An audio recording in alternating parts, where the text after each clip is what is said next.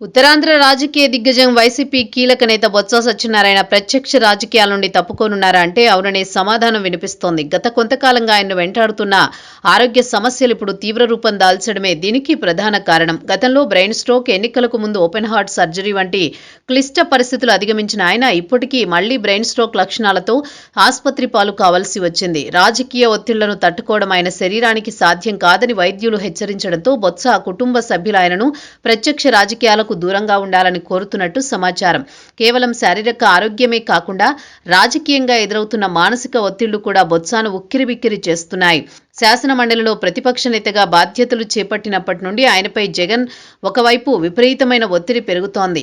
ముఖ్యంగా తిరుపతి లడ్డు వంటి సున్నితమైన అంశాల్లో వైసీపీ వాదన బలంగా వినిపించలేకపోయారనే అసంతృప్తి అధినేతలో ఉండడం, పార్టీ మైలేజ్ కోసం కులపరమైన విమర్శలు చేయాలని ఒత్తిడి రావడం బొత్సాకు నచ్చడం లేదని తెలుస్తోంది.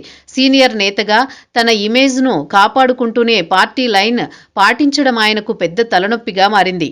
మండలిలో ఎమ్మెల్సీలను ఏకతాటిపైకి తీసుకురావడం, చైర్మన్ వ్యవహార శైలిపై పోరాడడం వంటి అంశాల్లో బొత్స తన పాత పదును చూపలేకపోతున్నారనే విమర్శలు పార్టీలోనే వినిపిస్తున్నాయి. ఈ రాజకీయ చదరంగంలో నిరంతరం టెన్షన్లు పడడం కంటే ప్రశాంతంగా విశ్రాంతి తీసుకోవడమే మేలని ఆయన సన్నిహితులు భావిస్తున్నారు.